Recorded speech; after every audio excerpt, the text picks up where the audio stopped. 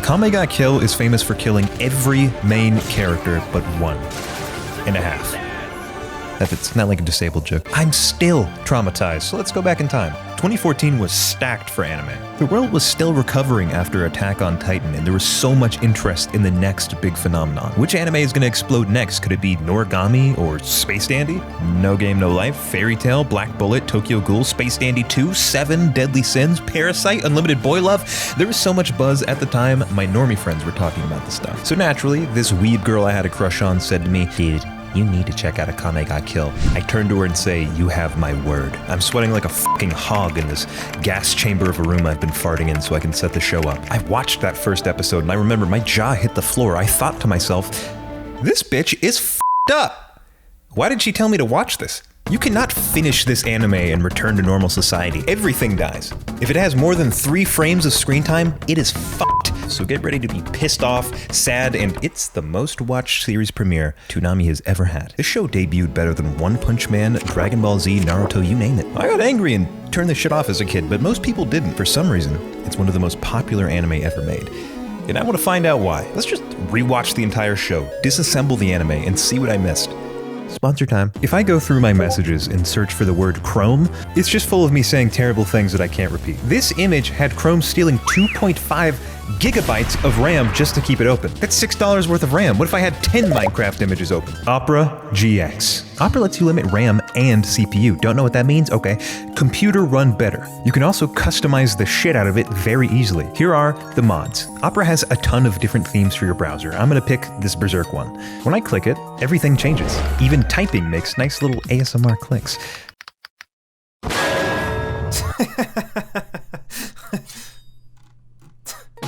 It adds background noise, sounds when you open new tabs, sounds when you close new tabs, new colors, dedicated wallpapers. But that 2016 Berserk clang sounds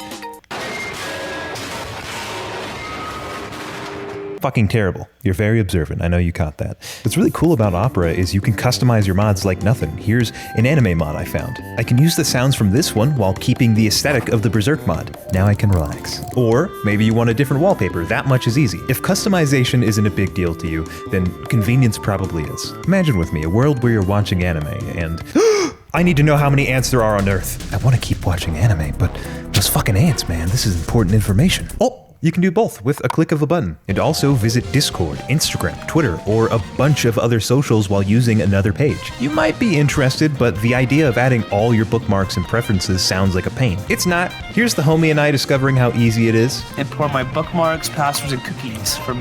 Ooh, thank you. Wow, that was fucking quick. Holy shit.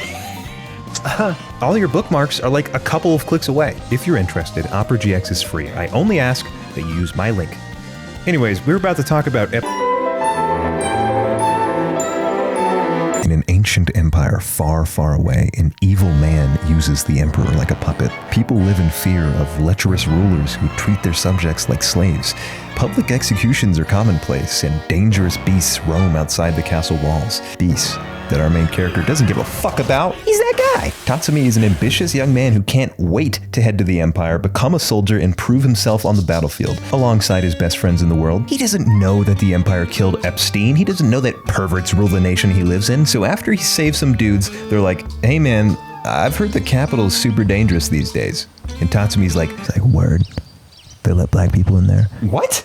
No! Yes! No! That's not what I mean. What's wrong? His journey begins. He speeds through the capital, finally reaches the application building, and pulls his fucking sword out because he didn't get the position he wanted. So that plan is done for, and as he's figuring out what to do, a pair of tits with eyes and a mouth and legs and arms approaches him. She's got a plan for him. Money is everything in the capital, and since she has a pal in the army, all Tatsumi has to do is hook her up with some cash. He'd skip all those ranks and go straight up to Fuck!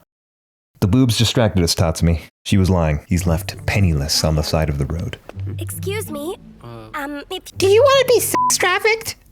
Sure, but you're driving. He gets adopted by the super nice family of nobles until he can get back on his feet. This is probably the most chill period of the entire show. So chill, I pulled out my fucking phone and started dissociating. Boring. Show something. Arms are supposed to be... Here! A group of assassins called Night Raid siege the house to steal everything from these people. And they are some monsters. So what are you gonna do, Tatsumi? Oh, he gets back into the fight despite it being hopeless. You bitch! Luck saves him once. Twice, actually, because the boobs from earlier come to save his ass. But wait, why would cold-blooded assassin save this guy? Earlier you were concerned we were here to kill innocent people. What? Here it is. Welcome to the capital, kid. What is all this? Sayu! No. That's Sayu! Is it you? It's me. Yesu? Tatsumi's best friends were mangled beyond recognition, drugged, and tortured for days. These nobles picked up his friends in the exact same way they did with him, and we had every sign. Do you want to be sex trafficked? This couldn't be true. What say you in your defense? I did it, okay? These trash are just worthless filth. They're nothing but livestock for me to use as I see fit. You fucking idiot. Oh my god, Tatsumi's the coolest guy ever. Having seen the coolest thing ever, Tatsumi's last friend in this world goes out peacefully. Night Raid scoops him up and decides to adopt him. For real this time. Night Raid is an underground organization dedicated to taking down the Empire, one bad guy at a time. Their members? Akame, the autistic assassin. With her sword, Murasame, she can kill any living thing with a single cut. She also really likes Freddy Fazbear. Balat, the Pompadiddler. He wears an indestructible suit of armor that for some reason gets fucking destructed. He's also very chill and very gay. And yes, he's gay. Really? Mine is a flat-chested tsundere archetype with a gun called Pumpkin. The reason why Pumpkin is named Pumpkin was never explained. Much like Akame, Shiel is on the spectrum and wields scissors. The scissors have no special properties. Lubbock. Boob Girl turns into a cat and is very mischievous, and Najinda, their leader. She smokes and sits all day. Together, they are Night Raid, the baddest motherfuckers this kingdom has ever had to deal with. Tatsumi's gotta get on their level somehow, so they're like, alright, we want you to kill the ogre. He's this nasty bad guy that's been taking bribes and framing innocent people for it. If you cross him, you'll have everyone you know executed with a smile on his face. Tatsumi turns to his gang and says, I got this. He gets his attention by having something very important to say. Tatsumi leads the ogre to this lonesome alley. Slowly, he whets his resolve and says, Oh, sir, you can use this belly and butt of mine as you wish. Just don't hurt me. I should have known it was something like that. The whole time I was pretending! A little. The fight goes back and forth, but ultimately, Tatsumi gets the upper hand and kills his ass. These freeze frames are so cool, I wish more anime did stuff like this. Tatsumi's on a roll. He kills one bad guy after the next, getting stronger every time he does. Each episode follows him being taught by a different member of Night Raid while becoming a peak assassin. But you've been killing powerful members of the most corrupt dictatorship of all time, in a show where everyone dies. As the characters kill people, the Emperor gets more and more aggressive. The man with the power to kill anyone in the country, the person Night Raid is sworn to kill, is goofy as shit. This is your Emperor? We decree you shall be drawn and quartered. You shall be drawn and quartered. Yes, you're feminine. This is the man who actually runs everything behind the scenes. Your Grace, if you don't stop him, he'll lead the Empire into ruin! No need to worry. You can count on me to look after that beautiful wife you're leaving behind. I'll be sure to satisfy all her needs. And I do mean all of them. He's somewhat of a bad guy. This buck nasty motherfucker wants to protect his empire by creating the Jaegers, the kingdom's most powerful mentally ill, all pointed towards Night Raid. But they don't know this yet. For now, Tatsumi's all like, women scare me.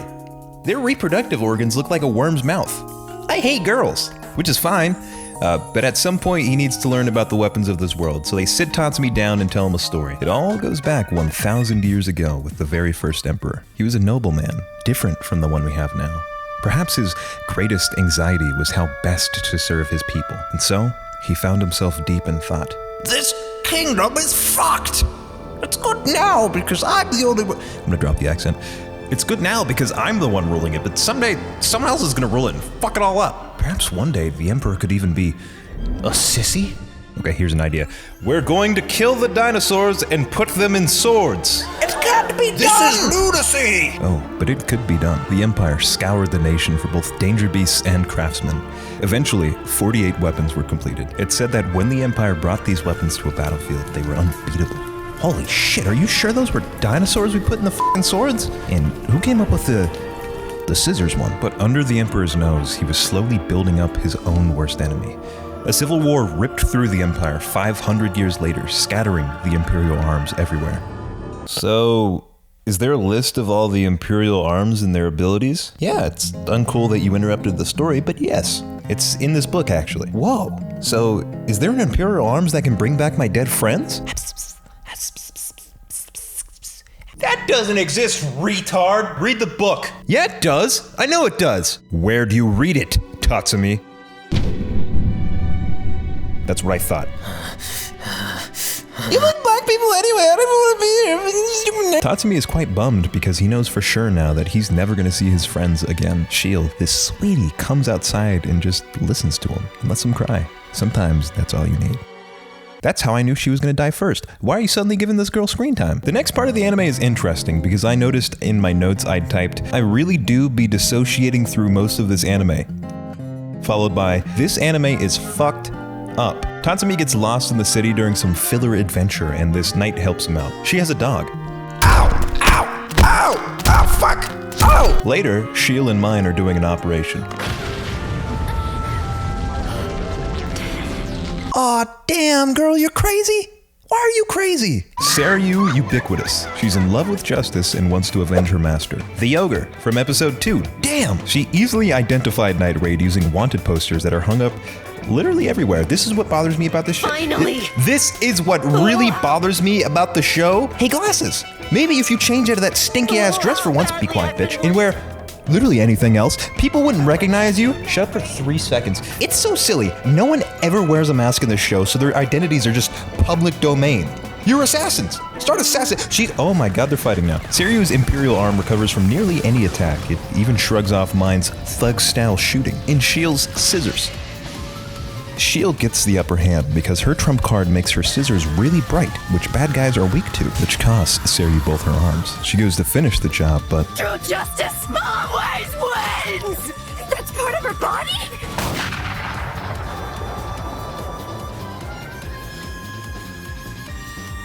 no.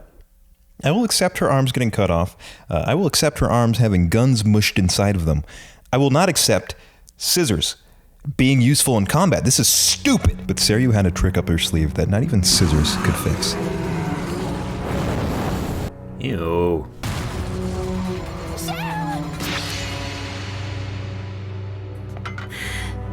Wait, don't smile after an anime fight.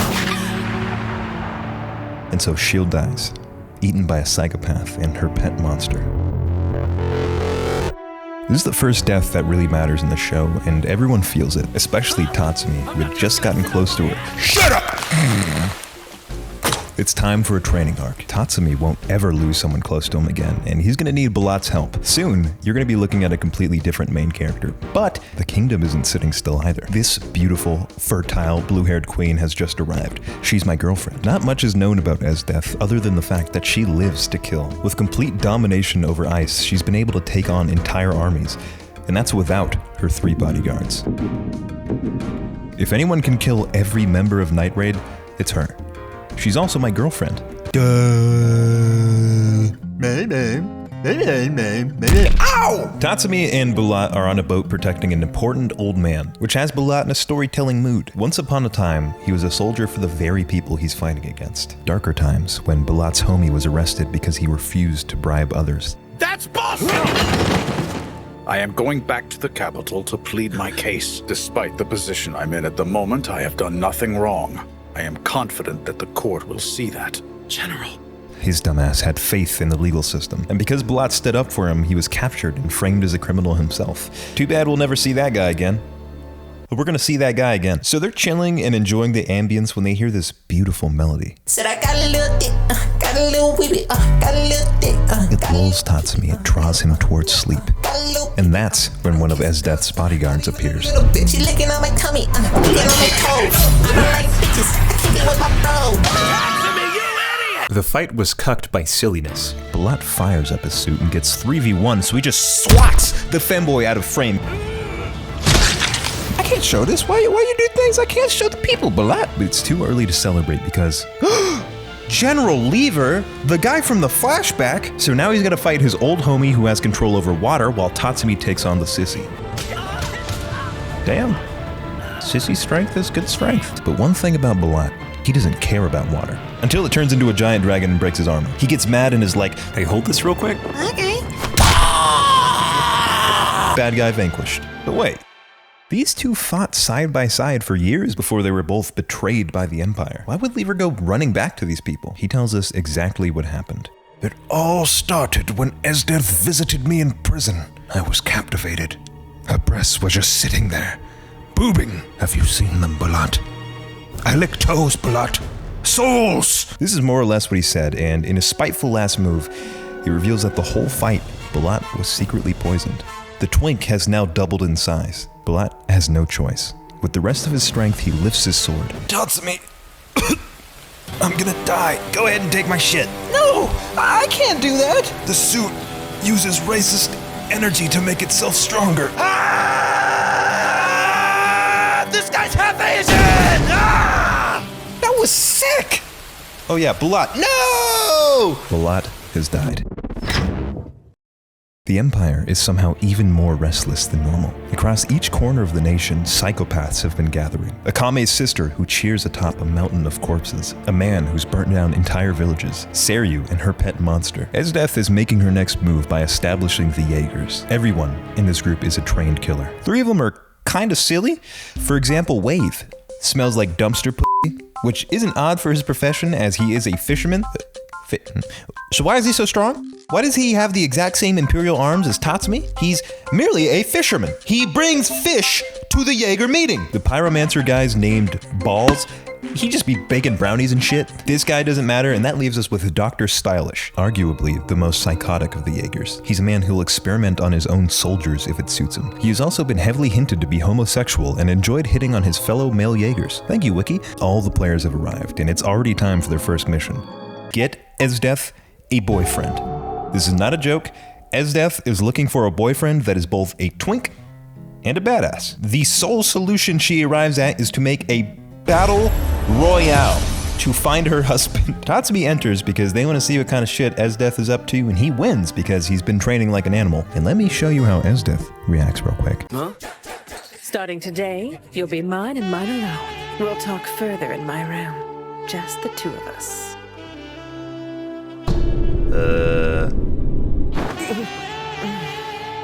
Could you just hear me out real quick? Whoa, Tatsumi, you're dangerously close to fucking this up. course. Let's What's on steer your clear mind? of this conversation. I think maybe I should be part of the Revolutionary Army. I repeat, And I'd really you like it if are you and I could join fucking them this together. up. Be Just quiet. think of all the lives we could save that way. Oh wait, no. No, that could be a good thing. Wait, no. You are a member of Night Raid, an organization that is so diametrically opposed to Esdeath's objective that she owns a team that is designed to kill you guys. And you say to her, "Oh, we should join them, Esdeath." This is stupid. Somehow he bounces back and Esdeath stays madly in love with him. Keep in mind, this is before she knew me. So the next day, after bonding with everyone, he sneaks away and links back up with Night Raid. Next episode, bam! The Catgirl's dead. With no warning, Dr. Stylish leads his human experiments to Night Raid HQ. Akame starts working their intruders. This has got to be one of the best fights in the show, and I don't even know this guy's name. He spins around and skates on these knives, and you're like, oh, that's all he's got. Boom! Mouth gun.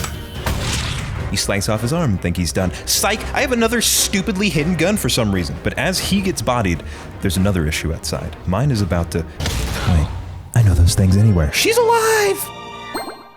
These fights are cool, but that's not the real reason why I'm spending time on this episode. Dr. Stylish doesn't mind that his goons are all being killed. He spread a thick, poisonous fog across the battlefield, debilitating all of our main characters. If nothing happens, one of them will die.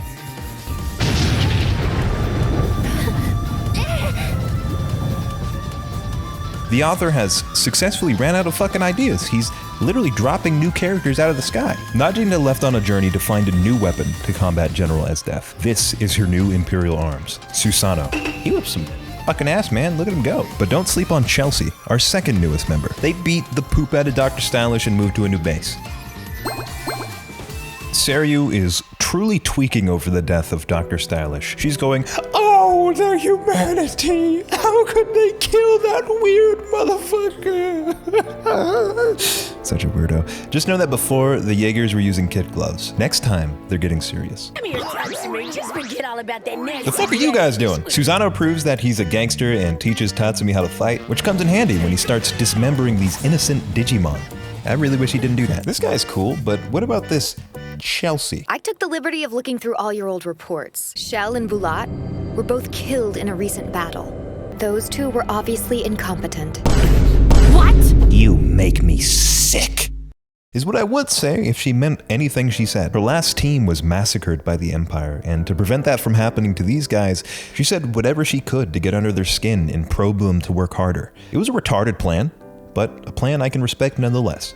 But Lubbock, what the hell is this guy's deal? Well, on a secret mission, he reveals to Tatsumi that he doesn't care about this country, he doesn't care about the children, he doesn't care about microplastics, he wants to f*** Najida. That is his one objective. He saw her once as a small child and thought, I'm gonna do whatever it takes to get with her. Except ask her out. You have to know that I hated this character up to this moment. This is the episode where he earned my respect, and you know what? He's definitely gonna die. That is the only reason I can fathom that he's oversharing right now. Why is Esdeath here? Why have they just been teleported to Filler Island? What the fuck? Writers? The minister's son has teleported Esdeath and Tatsumi to an uncharted island. This is not a bad thing. They just bond and try to find a way off. Eventually, the mood is right. You know what I'm saying? You know, we get down. Tatsumi finally pops the question. Bitch, he asks, what made you this way? And explains she did. In an overlooked corner of the world exists a clan taught only to kill danger beasts. Esdeath is the daughter of the chief of this village. Eat or be eaten was the motto here. And so when Esdeath's own mother was killed off, the only words her father could muster were, your mother died because she was weak. Kill, eat, kill, eat. This was the routine. One day, Esdeath returns to her village, still smoldering as it slowly becomes ash.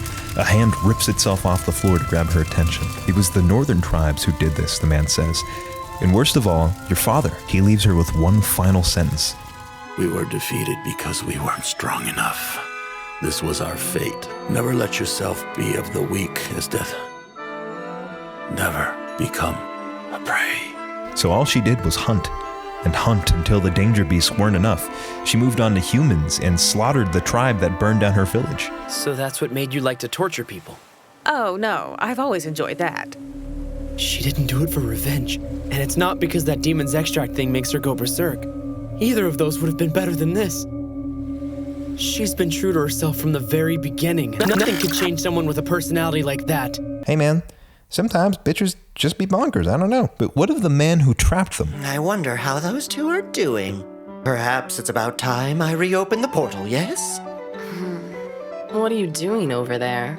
Huh? Excuse me, bitch? That was very cool. Plot actually begins to happen again. The characters can sense the next fight will be one of their most deadly. A religious revolution is happening somewhere, involving thousands of innocents. Night Raid plans to use this commotion and strike where the Empire isn't looking. Is it alright to profit off of the deaths of innocent people? Tatsumi grapples with the idea before being told to shut the fuck up by literally everyone else. This convinces Tatsumi to go, okay, I'm rocking with Night Raid, which has the unintended effect of making Chelsea soggy. The Jaegers head towards Night Raid's trap while mine prepares the perfect shot.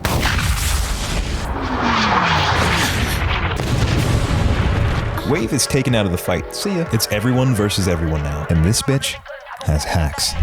I've improved a lot since last we met. Now I can command any corpse I choose.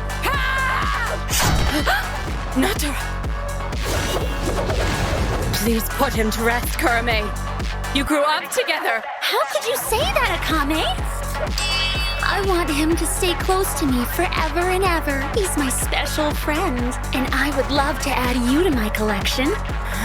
Not on your life! Too bad. Susano takes on Godzilla. Mine fights the gunslinger. Tatsumi fights everyone. This is one of the coolest fights in the entire show, so part of me just wants to let it play. The other part of me wants to say,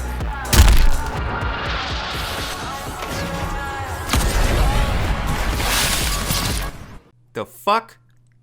Ugh. Tatsumi punches a monkey's head off. Mine shoots her opponent, and gets eaten by a frog, and Susano just becomes God real quick. But some people around this place are sore losers.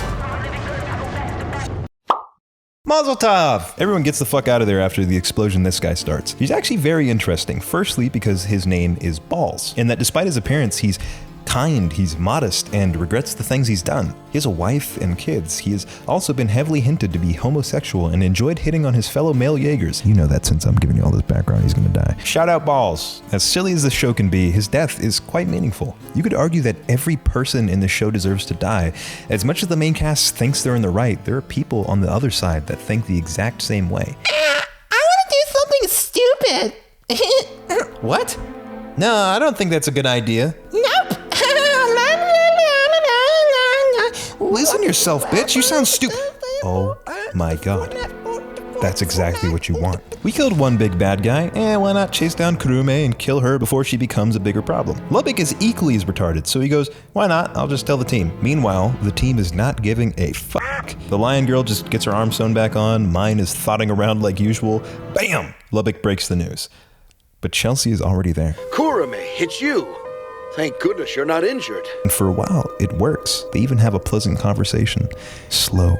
After sizing up every opportunity, she finds the perfect time to kill her. But we know that's not how the show works.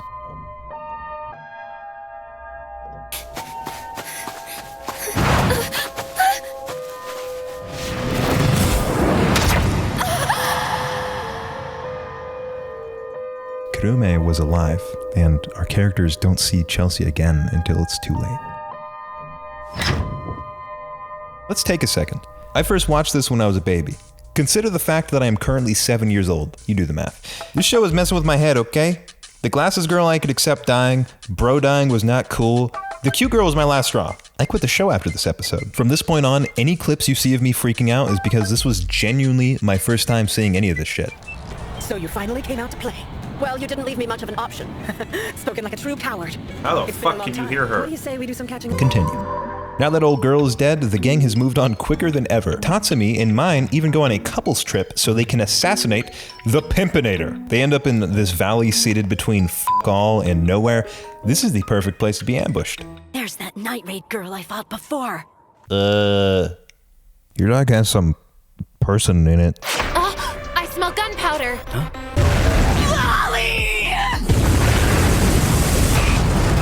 Yes! This certainly seemed to be after us! Seryu ubiquitous, huh? Round 2. Which way is that bitch shooting from? Tatsumi ends up fighting this hot samurai chick while Mine deals with Seryu. You can tell Tatsumi isn't the same guy we had at the start of the show. But can Mine take on this dog? This absolute throat demon? They shoot gadgets at each other. The fight is practically made-up nonsense versus laser beam. Seryu keeps coming up with the most random moves you've ever seen, while Mine just kind of sits there going, duh, if I hold this gun, sparks come out. Mine starts getting her ass beat so bad, she starts thinking about her childhood, while Tatsumi ain't doing so hot either. The thing about flashbacks is, either the character is about to die, or they get the fuck up, grit their teeth, and absolutely laser beam shit. Seryu tries to counter, but gets sliced into in one of the hardest action frames in anime. I hope I can show this. But in an anime like this, there's always a plot twist. No matter what the cost, all evil must be cast out. You've got 1 minute. What the hell? You bitch! Seryu can't even die without pissing off the audience. She made me feel bad for the stupid dog. And as Mine's leg gives out, she accepts that this is the end. Here it comes! Finally, Tatsumi fucking say somebody, baby! It's just a little corny when they do shit like this right after. Let's see the live Scamboli reaction. As soon as this is all behind us, I need to tell you something. Oh, hell no. Can't you just tell me now? This bitch has just signed her death warrant. Why not? She's so confused, so conflicted. Oh, I never imagined she's I want to live for doomed. She's gonna fucking die. I mean, it's obvious now because she's decided to not tell him something until everything is over. She's probably gonna die, and she's gonna mouth the words that she was supposed to say to Tatsumi. Like, he's either not gonna hear it, or we, the audience, we're just not gonna be able to hear shit. Like, we're never gonna know what this bitch had on her mind. Next episode, Lubbock fucking dies. Lubbock takes the minister's son down with him to hell, to which he responds like this. He's dead. No! How could you leave me? Oh well. Can't change anything by grieving a little fallen, can we? In the process, Tatsumi is kidnapped like a cute maiden. Obviously, they gotta save Tatsumi and set up death flags for themselves, but Tatsumi is visited by Esdeath in prison. I'm just feeling like, real tired, like, let's link, let's cuddle, like, let me holler at you, like. What the fuck are you saying, Esdeath? Join me or I have to execute you. I will die for what I believe. This was actually a very cool thing to say, and is when I decided I genuinely like Tatsumi. The dude has done nothing but work hard, stay in his own lane, and get stronger every episode. Good guy. So this is where he's about to get his head f***ing chopped off. As Tatsumi is to be executed, Mine hip fires her sniper towards mid. She could have ended the entire show if she just, I don't know, scoped in, and Najinda comes barreling in on a flying manatee. All our fighters are here, baby, so expect at least a couple people to die. Susanoo goes straight for Esdeath and gets his ass beat instantly. Najinda turns Susanoo into a Super Saiyan using her life force. If she does this one more time, she just dies on the spot. They have just enough strength to hold her off while Mine gets exploded like 400 feet in the goddamn air. I'm okay, Tatsumi. Don't you remember? I made a promise to... But she's not giving up. With her weapon, Pumpkin. My strength is pumpkin strength. Bitch, listen to yourself. My strength is pumpkin strength. Pumpkin strength isn't as good as human strength. Night Raid has the upper hand. Mine's fight reaches its conclusion. Both of them charge up some big fucking lasers, at least worth $10,000 of anime budget, shaving down Mine's Imperial arms to a husk. But there's a whole other fight going on. Susanoo is winning, but in the heat of battle, Esdeath pulls some of the finest anime bullshit I have ever seen in my entire life by freezing time. She doesn't just make ice, she can freeze time. These are two entirely different properties. Someone explain this shit to me. I quit. I'm done with this fucking show. Oh my god, this is the best show ever. With the very last of her life force, Najina powers up Sue, who's like, Y'all were some of the realest niggas I ever met. I want you to run away without me. Sue, you were... Yes, I was programmed to be black, Tatsumi. Always have been. Then... Even as a racist, you're still my friend. We can't leave without you. Go, before I change my mind. This is how the scene went. I didn't change anything. They run, not wanting to waste Sue's sacrifice. But the flag Mine set earlier rears its head. It was looking like my prediction was coming true. I don't quite know why she's dying, but she really is. However, I was wrong about one thing. I'm glad I fell in love with you. Mine. I love you. She ended up delivering her message to Tatsumi after all. No. Now, Mine. how the fuck did she die? Was it a chemo gun? Did the laser give her mega cancer? Did it boil her inside like a frog in the microwave? We'll never know. Night Raid is a ghost of its former self. They know that their next big fight is a suicide mission. Even the Jaegers have to grapple with Kurume coming down with a fatal illness due to childhood experiments. The two sisters confront each other for their final conversation. This fight is stupid. Bah humbug. Akame's sister wants to kill Akame so that they can be together forever because her sword animates dead people. But Akame's sister, you have super AIDS. You are not long for this world. So the fuck you mean together forever? You mean together for 3 weeks? Akame goes on to eat 2 giant cartoon meats on bones the next episode after killing her sister. This is Night Raid's last fight together. They burst into the castle, but the hot guy that no one cares about arrives. Tiger Girl is like, I'll hold him back. Go. Don't bother arguing. I'm gonna... Hey, where is everyone? I do want to talk about this guy though, because I think he is possibly the most retarded character ever. Run was a school teacher in a dirt poor village, a village that was one day raided by bandits. So he turned to his government, who could give less than a shit about some poor dead kids. These people were rotten, corrupt. The only way for Run to fix this hell of a country was to break it from the inside. He joins the military and works his way up the ranks. But the same politicians he's trying to knock out of the job start dying left and right. Night Raid has been killing these people. To change the government was one thing, but to use violence to do so is absolutely deplorable. So he joins the fucking Jaegers, a team of murderous psychopaths, to exert violence against Night Raid. Either the author didn't care about this guy, the author didn't give a shit about me, or the anime studio was like, whatever. You cannot have written such a stupid motive. Elsewhere, the Femperor is being manipulated yet again. The minister tells him, and I'm not fucking with you, then he needs to blow up the entire kingdom if he wants to save it. This is really what happens. Akame and Tatsumi explode into the room, but they're too late. For Darth Estrogene has been reborn. The castle turns into a giant mech, which really hypes up the Emperor. I'm serious, he really gets excited about this. Yes! Yes! As he rips his own country apart, Tatsumi tries to stop him, which ends in an ass-whooping so potent, even the Jaegers begin to switch sides. But even with the help of Wave, their attacks do nothing. He's simply too big to hurt, and with Akame busy kicking ass elsewhere, they have to kill this giant thing alone. Nothing works until Tatsumi remembers the words of his dead homie. He tries one more time.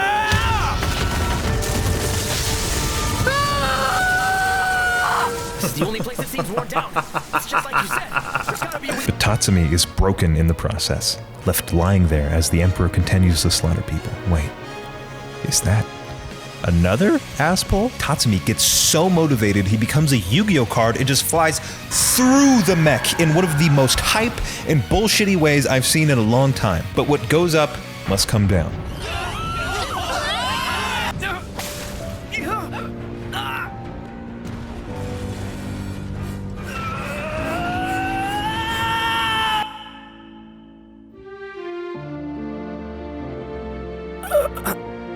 I'm sorry. Yes, I broke my promise. You gave me your word! You gave me your word! The main character is dead. It's me! Cause of death, flying backwards hard as fuck. Even Esdeath, someone who watched her own father die with a straight face, feels sad. Not everyone is dead yet, so let's keep going. Esdeath faces off against Akame one last time. This fight holds its own to this day. The bitch starts spawning boulders and starts kicking Akame around while talking shit, and Akame is like, yeah, you wanna bully me? I'll myself. But she fails, as Akame just did it for attention. And power. Apparently the sword remembers everyone she's killed and imbues her with more strength depending on how many people she's murdered. This action is sweet.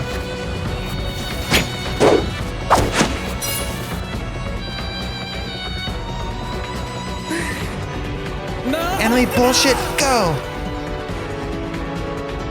This has been so much fun. An after image. Where did she go? You're done! The fight is settled with one last swing of the sword. Honestly, very cool. Esdeath locks herself in with Tatsumi, holds him close, and blows him the fuck up into a million shards of frozen water. What in the fucking hell? What the? Oh! Oh, no. Ew. But what about this guy? Well, he's about to get murdered, of course. He does have one last trick up his sleeve. That is a single barrel flintlock pistol. You are not stupid, so I know that you know that it can't go bow, bow, bow, bow, bow. It goes.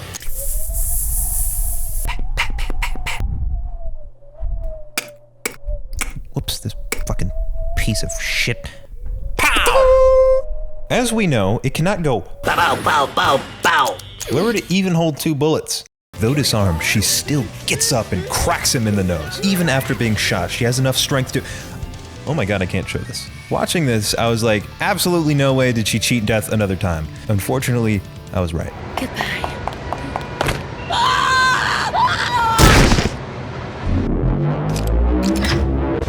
So how does the show end? Well, the Lord Inquirial himself accepts his fate as being executed. Najinda and Akame are the only ones left alive, but Najinda only has a few years left to live and rule the country. She's basically dead. So Akame is the only one who leaves this show unscathed. She faces Najinda, shakes her hand, and skedaddles. What? If I were the most generic YouTube comment in the world with 10,000 likes, I would simply read, Akame ga Kill is the show of all time. That about sums up what we just watched. I had a lot of fun watching it, but that anime was bad. The characters were not real. There should be some illusion that these are people making their own decisions. I should not see a normal guy turn fucking crazy because the show needs him to be. Not all bad guys have to be insane. You can tell this is challenging for this particular author to write because anytime he tries making reasonable villains, their whole reason for being in the show boils down to them being retarded. Remember this? I'll be sure to satisfy all her needs. And I do mean all of them. Motherfucker, I know you heard him say that. How did he not realize the minister was manipulating? Run is stupid. Wave is a fisherman. Balls is the only villain that made sense. The story didn't carry either. Let me give you an impression of someone who is about to die in the show. La, la, la, la, la, la. I was abused my whole childhood. What? I'm so sorry. I was fat and stupid and cross-eyed. That must have been hard. And I had irritable bowel syndrome. And I can't read. But now I'm joining Night Raid. You guys are like a family. I love this. I love life. I have meaning now. Don't do this every time you kill someone off. Maybe they can not trauma dump 5 minutes before dying. Because, you know, if you do that every time, I know the character is about to die. Die, die, die, die, die. Everyone dies in the show except Akame, who is not the main character despite her name being the title of the show. Why did you kill Tatsumi off by making him fly backwards? Why did this chick just allow herself to be shot 50 times? This show is gas. I had fun watching. It was predictable in an unpredictable way. I knew the characters would die, but the ways they did it was the fun part. As a child, I was emotionally attached to everyone. This is the wrong way to watch the show. The trick is to stop giving a fuck, relax. The animation was nice. Everyone shut up during fights to let the animation talk. I rate my enjoyment of the show a 7 out of 10, but we have unfinished business. The ending is bound to leave a lot of you unsatisfied. Hell, the entire show is, almost as if the showrunners felt like they needed to kill everyone off, even at the expense of character development. There are so many unfinished arcs. Even the ending employs the old whatever technique. But what if I told you that the show doesn't have to end here? The manga and anime have some key differences that I think you will find interesting. Mine and Tatsumi have a baby. Tatsumi doesn't die in the manga. Instead, he turns into a dragon and f***s mine. So everyone's happy. Kurume and Akame make up, and Kurume even dates Wave. That idiot Run dies, and everyone has way more character development. But most importantly, every bad guy dies a far more gruesome death. It turns out, the anime left a lot of stuff out when condensing over 80 chapters into 26 episodes. And the end. You've experienced Akame got killed. Did you like it? Did you mess with it? Let me know. I thought I would try out a new format. Thanks for watching. Subscribe.